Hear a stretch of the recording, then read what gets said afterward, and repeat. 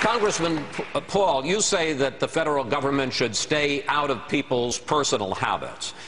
You say marijuana, cocaine, even heroin should be legal if states want to permit it. You feel the same about prostitution and gay marriage. Question, sir, why should social conservatives in South Carolina vote for you for president?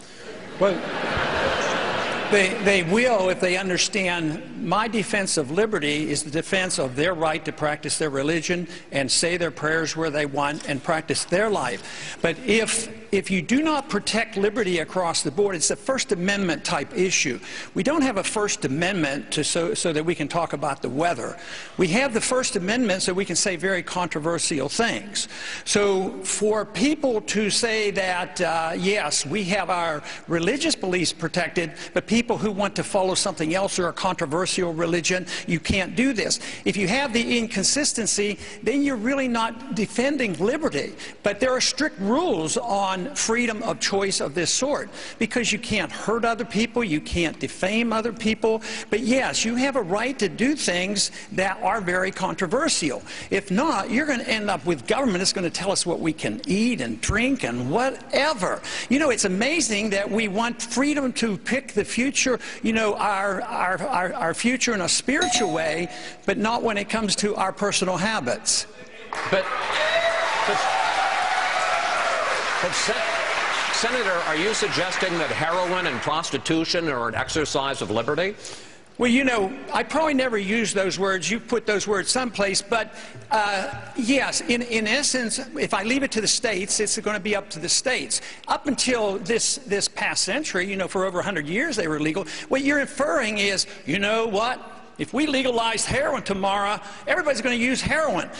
How many people here would use heroin if it was legal? I bet nobody would put their hand, oh, yeah, I need the government to take care of me. I don't want to use heroin, so I need these laws.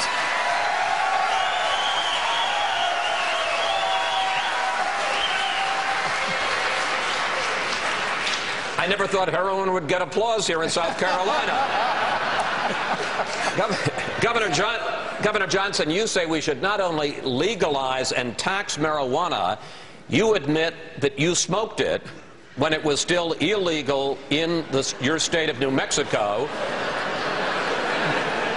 after suffering several serious and very painful bone fractures. Question, how far would you go in legalizing drugs, sir? Well, first of all, I would hope that people, when it comes to the drug issue, looking at me, would look at what I did as governor of New Mexico, which was everything was a cost-benefit analysis. So using that as a criteria, half of what we spend on law enforcement, the courts, and the prisons is drug-related. And to what end? We're arresting 1.8 million people a year in this country. We now have 2.3 million people behind bars in this country. We have the highest incarceration rate of any country in the world. I would ask people to look at this issue, see if they don't come to the same conclusion that I did, and that is that 90% of the drug problem is prohibition-related, not use-related. That's not to discount the problems with use and abuse, but that ought to be the focus. So I advocate legalizing marijuana. Control it, regulate it, tax it. It'll never be legal for kids to smoke pot or buy pot. It'll never be legal to smoke pot or do harm to others. When it comes to all other drugs, I advocate harm reduction strategies, which is simply looking at the drug problem first as a health issue rather than a criminal justice issue. Mr. Payne, you've never held office.